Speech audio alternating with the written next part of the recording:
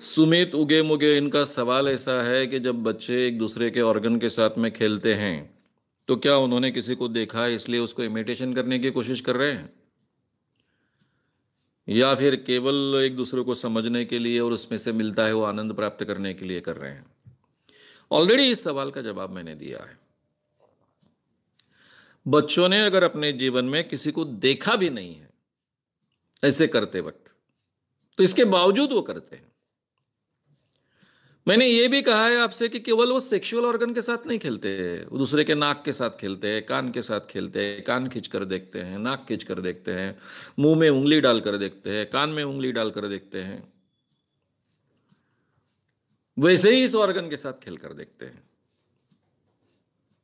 अब उनको कभी कभी अपने कान में उंगली डाली तो अच्छा लगता है, नाक में उंगली डाली तो अच्छा लगता है, तो उनको लगता है इसको भी अच्छा लगेगा।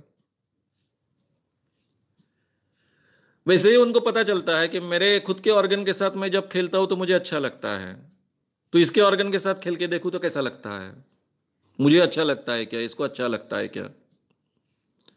इस ढंग का वो सब होता है। तो इसमें दो महत्व की बातें हैं। आनंद जो मिलता है उसको बार बार प्राप्त करना, पूरा हमारा जीवन भर का बिहेवियर, एक्शंस इससे गवर्न होते हैं। हमारे ब्रेन में, लिम्बिक सिस्टम में एक रिवार्ड फंक्शन होता है, दूसरा पनिशमेंट फंक्शन होता है। जब भी हम कोई कृति करते हैं, कोई एक्शन करते हैं, कोई बिहेवियर करते हैं, अगर हमारा रिवार्ड फंक्शन जागृत हुआ तो वो कृति है उसको, क्योंकि उसके कारण हमें आनंद मिलता है, सुख मिलता है, इसलिए वो कृति हम बार बार रिपीट करना चाहते हैं, वो बिहेवियर बार बार रिपीट करना चाहते हैं, वही इमोशंस हमारी बार बार रिपीट करना चाहते हैं। अगर पनिशमेंट फंक्शन जागृत हुआ तो हमें दुख होता है, हमें वेदना होती है, हम उसको टालना चाहते हैं। यह तो हमको जन्म से ही प्राप्त हुआ है, प्राणी कर प्राप्त हुआ फंक्शन है, रिवार्ड और पनिशमेंट फंक्शन। तो यही यहां प्ले करता है। उसको जब अपने ऑर्गन से खेलने के बाद में जब आनंद मिलता है तो दूसरे के ऑर्गन के साथ में खेलकर देखता है, दोनों को आनंद अगर प्राप्त होता है तो बार बार खेलते हैं। इतना ही होता है। एक बार उनको पता चल गया कि ऐसा आनंद मिलता है तो उसी को पकड़ के नहीं बैठते हैं, छोड़ देते हैं। वो तो घर में, घर उनका ऑर्गन तो उनके साथ में होता ही है, खेलेंगे वो अपने साथ में।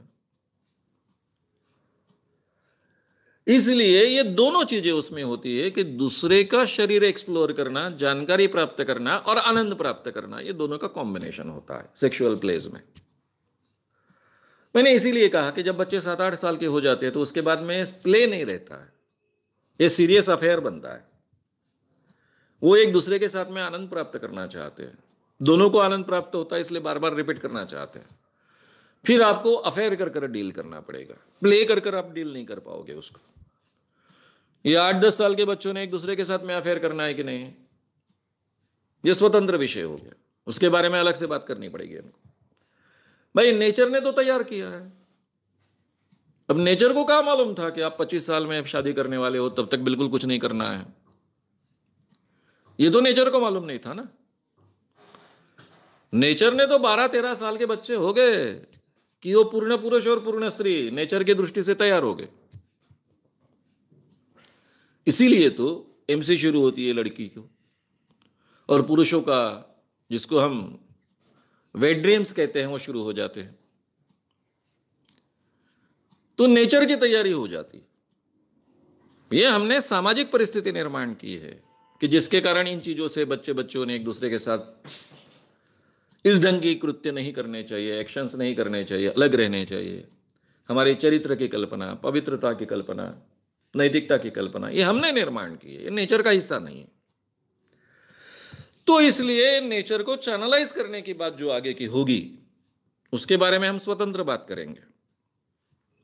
लेकिन ये जो उम्र है 6 साल 7 साल तक की, ये प्ले की है, एक दूसरे को एक्सप्लोर करने की है, आनंद की अनुभूति प्राप्त करने की है, इसके अलावा और कुछ नहीं है। अगर आपको ये वीडियो पसंद आया हो तो उसे ज़रूर लाइक करें, लोगों में ये अवेयरनेस फैलाने में हमारी मदद करें, वीडियो को ज़रूर शेयर भी करें। तो हमारे YouTube चैनल शाम मानव को विजिट करें। ऐसे सारे वीडियोस का आनंद लेने के लिए हमारे चैनल को सब्सक्राइब करें। उसके लिए सब्सक्राइब बटन दबाएं। नए वीडियोस का नोटिफिकेशन पाने के लिए बेल आइकन दबाएं।